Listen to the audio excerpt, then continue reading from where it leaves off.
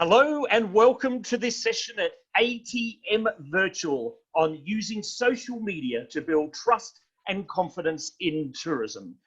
I am joined here by three extremely knowledgeable experts in this subject, and I would like them to introduce themselves now. First to you, Aaron. Hi, I'm happy to be here. My name is Aaron Keter. I'm a tourism marketing professional, former marketing advisor of the Israeli Ministry of Tourism, and I'm currently working on a European Travel Commission project for restoring tourism and understanding the consumer sentiment of European travelers. Thank you. Samuel. Hello, everyone. Thanks for tuning in and for watching. My name's Sam. I'm based in Dubai. I'm the co-founder and creative director of Those Social Guys, a creative agency that works alongside a lot of brands in the tourism industry to relay their messaging online. And Carol. Hi, my name is Carol Hay. I'm the CEO of Mackenzie Gale Limited, a company that I founded. We are a tourism marketing agency. My primary clients are the Caribbean, and I'm working on a number of projects that look at diversity, equity, and inclusion in tourism. Fantastic. So we're joining you from very different places. Aaron is in Israel, Samuel, UAE, Carol, UK, and I'm joining you from Kenya, Nairobi in Kenya. So let's ask the first question. What type of social media content can build confidence following a crisis? Aaron, would you like to start with this, please? Yeah, I think we should start actually by looking at our target as our aim. And our aim is to restore confidence and to deliver a counter message that just showing people and telling people that the country is safe and secure and fun. We should go and travel there. And obviously we want to use rich media and not poor media. So things such as video and testimonials and influencer. And also we have to think about how to maximize the credibility and sending messages that would be authentic and trustworthy. So how do you get messages that are authentic and trustworthy? So for that, I would use a lot of user-generated content. There's a great example from Nepal following the 2015 earthquake that the people from the Ministry from the Nepal Tourism Board, they just took these little postcards with the hashtag Nepal Now and walked around places with tourists in Nepal and handed them out to tourists. Now, take a selfie, share it online, use the hashtag Nepal Now, and they used it. They leveraged this content to create a user-generated content, authentic, trustworthy content to change the image of Nepal as a place that is safe for tourists, a place that hosts tourists, and the tourists have a great time in the destination in a safe and a welcoming way. Carol, I'd like your feedback on what was termed as rich media, so user-generated content, testimonials. How have you used that in promoting destinations under your control? Yes, one of the things that we did at the start of the whole COVID lockdown was that we launched a campaign, Caribbean Dreaming, and it was twofold. We sent out as much information as we could just to remind people as to what their Caribbean experience was about, and also to say to them, share your memories, share your content, your photographs, and using all the channels. It was a two-way conversation where we were saying, yes, there are challenges, but the Caribbean is still there waiting for you. And some of the things as well that we did was that we highlighted where some of the webcams were located on the beaches, etc. And we would invite people to join us for Friday night drinks, where we'd all be there, you know, looking at the same beach from our living rooms, from our kitchen. We also shared Caribbean cocktail recipes, whether they were alcoholic or non-alcoholic. And we would say to people, you know, you're at home, make these. And we also said to people, listen, all of those bananas that you've got, make some Caribbean banana bread. And we shared the different recipes, and we encourage persons to post images of their recipes, them sampling. So that was how we just used all the channels to have a two-way dialogue. We didn't want to be the only one saying, hey, look at us. We said, and what's your experience? And what are you doing to keep the Caribbean alive with you? So it was about, and another exciting thing, one of our destinations, St. Lucia did, was to have yoga classes with the pitons in the background, so that you were at home. You could see the imagery of the Caribbean. You could see someone going through all their yoga poses and movements, and you could be at home joining in. So for us, it was always about two-way engagement, so that when consumers or when the potential visitor posted their story, their content, we were saying, yes, and this is what we're doing. We're in the same kind of situation together. We're all Caribbean dreaming. Yes, the pitons, it's one of the world's most dramatic and spectacular backdrops. You can't do much better than that, I must say. Sam, let's talk about, we talked about the rich media, testimonials, influencers. Are there any specific channels, social media channels, that are better suited for this type of content, or are they all equally effective in this regard? Yeah, well, first I'd like to say, if you look at what kind of Carol and Erin both said, is both of their points in terms of Nepal and Caribbean Dreaming touched on the fact that you've got people sharing stories with each other. It isn't coming from a brand, it's coming from person to person and getting people involved. So I think any platform that allows kind of user-to-user engagement is going to be incredibly important. Now, it doesn't matter to me as much in terms of what you're sharing in each place, but how each place is used. So if you've got a great video, you've got to think about how you can adapt that for different channels and how people are going to engage with it in different areas. So for example, on Instagram, it's not just one platform. Are we talking about Instagram Live? Are we talking about sharing Instagram on, just on stories? Or are we still talking about having static posts? So I think any channel that can have user-to-user engagement, so we're talking Instagram Live, even TikTok, Facebook Live, those kind of things. Those are the ones that are great to kind of build that real confidence, because it's person to person and you can actually speak and understand each other better. So you're saying video is the most effective tool, you think, of all the different things we can use on social media to build that confidence and trust because of that person-to-person relationship? Well, I actually think it's a range. I think video in that regard, yes, but it should be used alongside other forms of media. When it comes to video and it comes to tourism and travel specifically, I just feel it's the best to kind of give across, number one, information, but at the same time, it's the one that can create feeling the most. And when you're talking about travel and tourism, people want to feel safe. They want to see what's going to happen in certain places. And as much as kind of static or text can do that in a certain regard, video is much stronger and can go a lot deeper into building those levels of trust. Yes, and with video, just one last question for you, and then I'll go back to you, Carol, is that I've been giving sessions at ATM on social media for a few years, and whenever video is raised, people get very concerned about what equipment do we need? They're thinking of some very polished production, but it doesn't have to be that polished, does it? Absolutely not. I mean, people are used to, seeing everything on social media. If you look at some of the kind of most viewed videos and most followed channels, they're shot with their phones. There are apps now that can put captions onto your videos. There are in-phone editing apps that you can polish your videos with. So it really doesn't need to be polished at all. Anyone can kind of create their own content, and that's one of the wonderful things about social. We have to remember that social media at the end of the day is still a word of mouth platform, but just through a different channel these days. So kind of getting your message across is more important than making sure that the colors on your video are all done properly. Sharing the message is the most important thing. So yeah, don't worry about polishing the videos at all at the beginning, definitely. As someone, a wise person said to me, social media is social.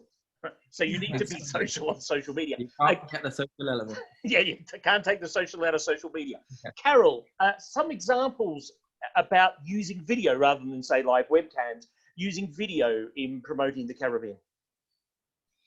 There are so many examples. The Caribbean, fortunately, is a naturally beautiful region. So it's fair to say that almost every destination and every hotel uses video.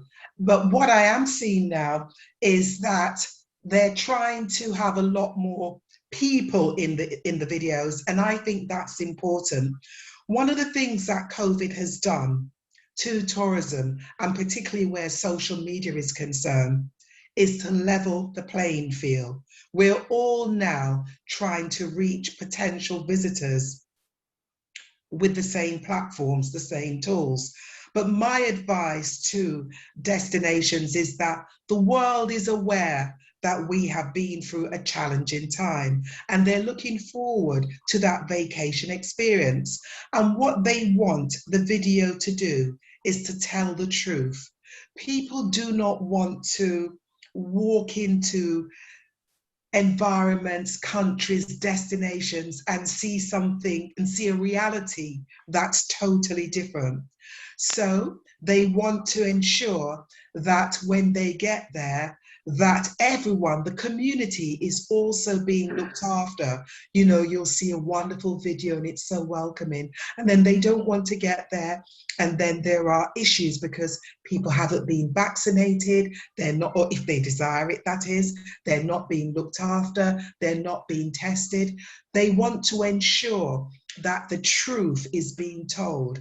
And this is so much more important because we're now in a position where everyone says, tell me the truth, tell me the facts, and then I will make my own decision as to whether or not I wish to go to that destination. So video must be used to tell an authentic story, paint an authentic picture.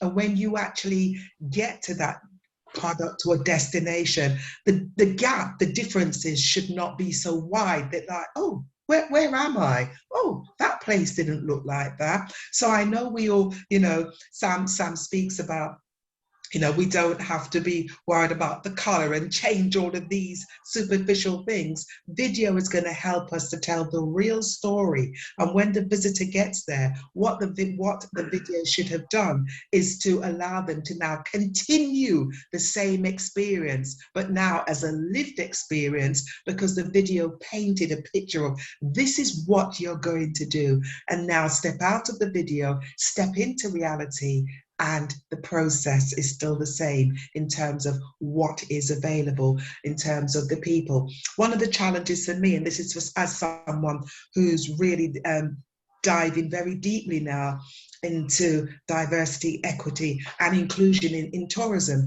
is when I see all of these videos that do not include the people. Or if they do, the people are projected in such a way that you feel sorry for them, or you know, and we don't want pity tourism. We just want a reality of what authentically you will find when you get to the destination, because whoever created that image has done it authentically. Yes, being based here in Africa, people certainly don't want pity. They want to be understood and respected, and that certainly comes through very strong in people that you speak to here. Just a follow-up question here before I go back to you, Aaron, is that when you're speaking to people, what about, say, interviewing or having, you know, not polished interviews, but talking to hotel staff, talking about their experience, what they think of working at the hotel and what life is like, speaking to someone who works in a restaurant? Are these the sort of things you're talking about, tell the truth and that authentic type of content? For me, it's that and more, because when you go to certain environments, you know, there are certain things that staff may feel that I am not the person to discuss that.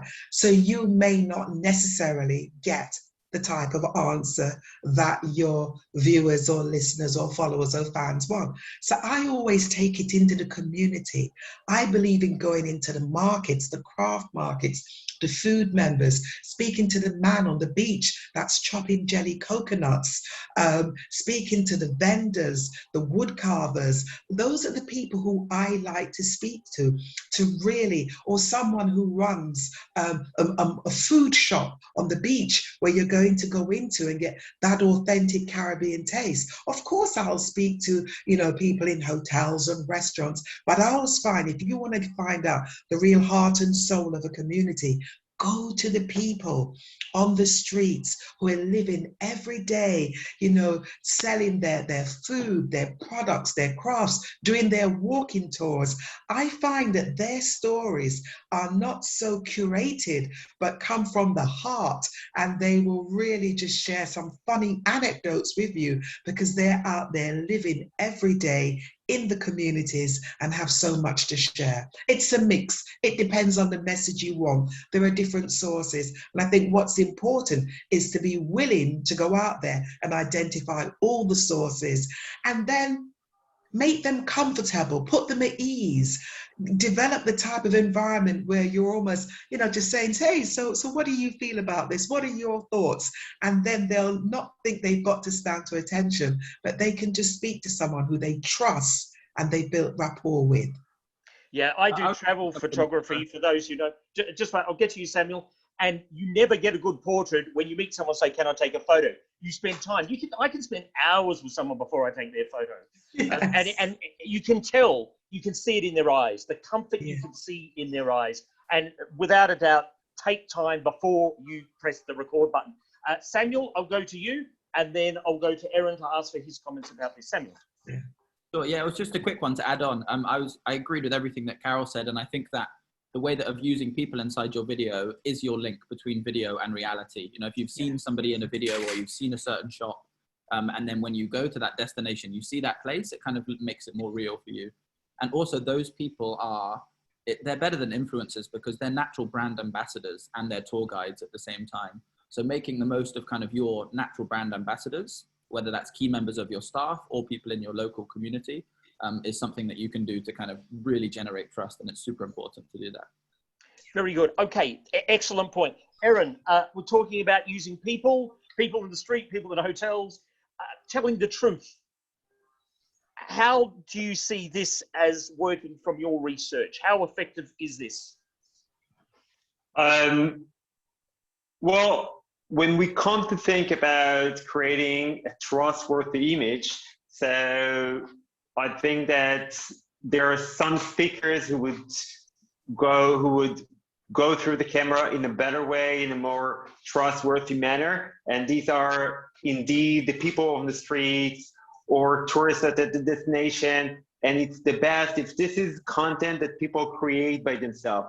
If it's user-generated content, we tell people, okay, this is our hashtag. Please share, help us get a message out there, promote the destination, whatever you're seeing, whatever your authentic feeling, just let it go. And then maybe as a destination, we would correlate that. So that works very good. At the same time, I remember a certain campaign of a country that was recovering from a crisis a few years ago. And they had a lot of testimonials or videos of people in the hotel saying, oh, we wait for the tourists so much, we feel so welcoming, we meet you. And I remember as a viewer that didn't feel very honest to me. I said, okay, these people are just looking for the money of the tourists to come back. I don't know if I can trust them. There's a video, it's obviously been edited, it's a video recording, it's very professional. And the more authentic we can keep it and the more user-generated content, it will be based on authentic user-generated content of people who are now in Israel, in Tel Aviv, and they're having a great time, and they want to share their experience with their friends because they're loving it. And then we can capture this content on Facebook and Instagram and share it on our page and kind of leverage it with our platform and with our exposure. That is the holy grail for me. That content that was not created with the intention of marketing, branding, and so forth. That's an interesting point. You talked about hashtags, used hashtags.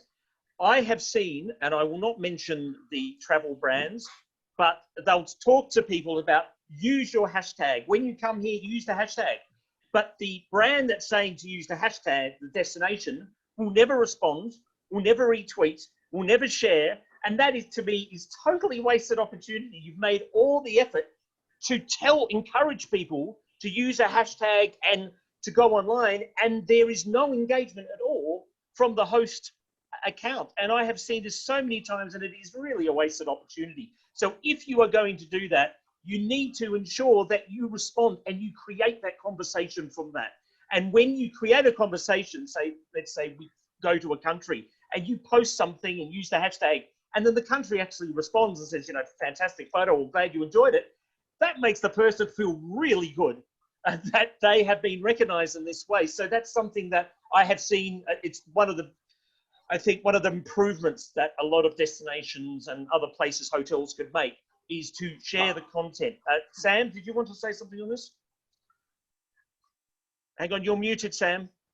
Muted. Oh, sorry, yeah. I was definitely agreeing with you, and I think a good example of that was obviously the My Dubai hashtag, where they always, you know, it was kind of a very popular one here, hashtag My Dubai, where they got involved with everyone that posted from there. And a hashtag is a conversation starter. People should be on there, but then they could almost go one step further as well with what we call social listening, with you should be looking out for the conversations that are around your hashtag or around your area. You know, for yourself, if you're in Nairobi and you're a brand there, look what's going on with food in Nairobi and travel in Nairobi, and jump in on conversations that other people are having, as well as trying to generate your own. That's a kind of brand that's really getting the social aspect of social media. Yes, I very would much. like, I'm sorry, I would like to add on top of that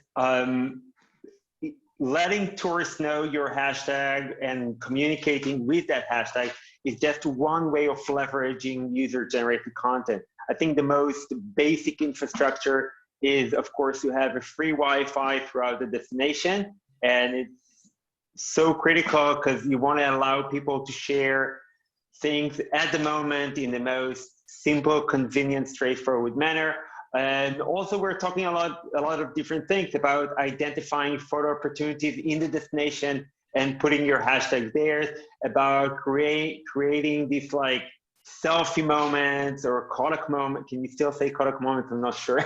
But creating these Kodak moments where people see something and maybe you give them the traditional clothing, or you give them some props, or you put them in a situation where it's like a must share moment.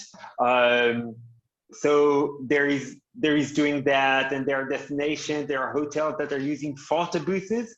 So in the lobbies, so in hotels, for example, so people take pictures in the photo booths with funny props, and then they share it on the hotel social media.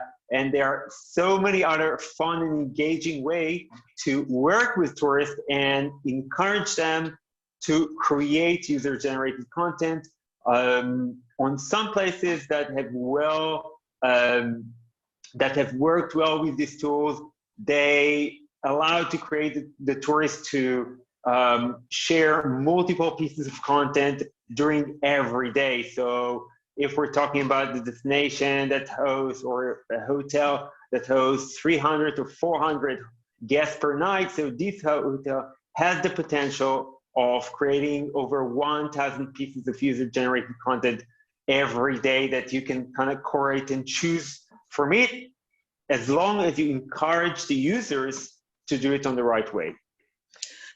Shane, I would just like to quickly add that I think that is one lesson that, you know, tourist boards and ministries of tourism and other agencies could learn from influencers, that if you are going to specialize in social media, you actually do need to be able to dedicate the expertise, the time, and the resources to keep it going.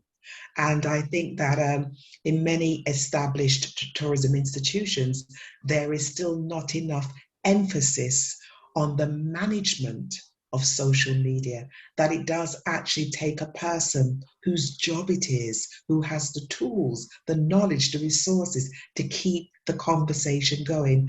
We can all tweet and post on all the channels, but it's then taking the time to respond, to acknowledge, and to build that community and that relationship. And I do think that that is a lesson that has been learned from influencers, that if you're going to do it, it has to be done well in order to give real impact, measurable impact.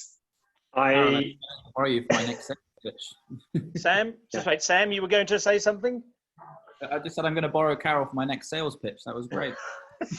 Yeah, I want to add on top of what Carol was saying. I served for 3 years as digital marketing advisor for the Israeli Ministry of Tourism, and we did that process with the ministry. From social media, it's something that you have to publish some posts a few times a week, into understanding that it's a team, it's a social media desk, and this desk has several members. They're active 24/7. They have day-to-day duties. They develop content. They are taking part of the conversation. They're doing social media listening. And if you want to create success, especially success for the long time, so you need to work in a very systematic, in a very organized way, and you kind of have to build your strategy, your goals, your tone of voice, and your day-to-day communication, and a monthly communication plan, and make sure that you're there and that you're building this rapport, you're building this trust with and creating a community around the brand that would be there for a long time. It's a very long journey. We're going here on a long road to build online destination brands. Well, building a community is an entirely new topic. It's worthy of a session on its own, because it is, for me, social media is about strong content, conversation, and community. And the most important and the hardest to build is the community. I'm going to ask you the last main question here, Erin. I'll start with you. What key messages should destinations, tourism boards, travel brands emphasize in trying to build trust and confidence in travel again? Okay, so together with Mindhouse, we're currently doing research for the European Tourism Commission on European travel sentiment, and so far we've deployed over 35,000 surveys in Europe, and it's very clear that there are 2 layers of messages that should be communicated. The first layer, this is like the Maslow pyramid, basic layer, the layer of safety. And we're talking about that tourists should know that the destination keep very strict health and safety protocols. There are regulations that being kept in hotels. People are very concerned with food and beverage in the destination. People are concerned with transportation in the destination, like taking the metro or taking the taxi. Of course, we're talking about hotel rooms and sanitation. So that's a very fundamental layer that should be communicated. A second layer that, in a way, it almost contradicts the first layer, is that people had a very stressful period now, over a year. Some people staying at home with COVID, and they want to relax. They want to feel confident. They want to feel comfort. They want to have ease of mind. They want to have fun. They want to experience tourism like in the good old days, that they were sitting on the beach carelessly, drinking cocktails, having good time in the sun. And we need to be very smart in communicating these 2 messages at once, because the first message is like more COVID oriented, and the second message is never mind about COVID. We got your back, or we got your mask, or whatever works here, and come here. You can have fun. You can relax. The destination is open. Attractions are open. Restaurants are open. Bars are open. We need to remember, and we discussed it before the session, the internal conversation we had, that at the moment tourism seems to be stressful, and we want to remind people that travel is fun, and maybe our key message should be that make tourism fun again.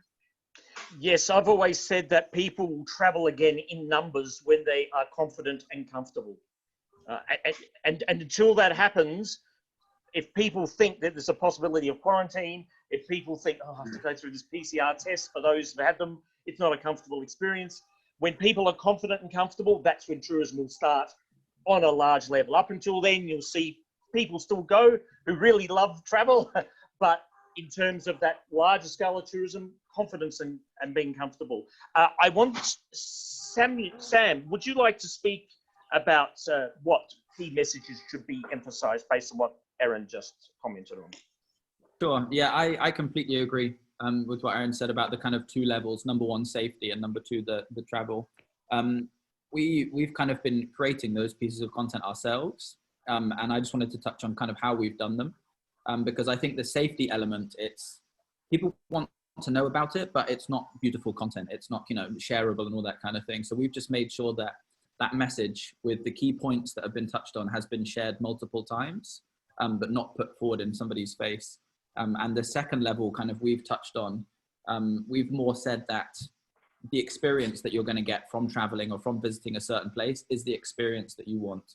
I think that the last people want to do is kind of see a beautiful message, go somewhere, and then not have the experience that they would have had if everything was open. So kind of being honest and upfront about that messaging, our key restaurants that we show off are open. You can use the beautiful beach. That view that you've seen on Instagram, you can go there and visit it. So those two levels of messaging with the honesty between both are the most important for sure. Carol, would you like to add any comments about the key messages? Yes, for me, it's going to be very important that everyone feels welcome. We've, in the news, seen various stories of some of the challenges that people from certain races have faced because of the original concept of the spread of COVID.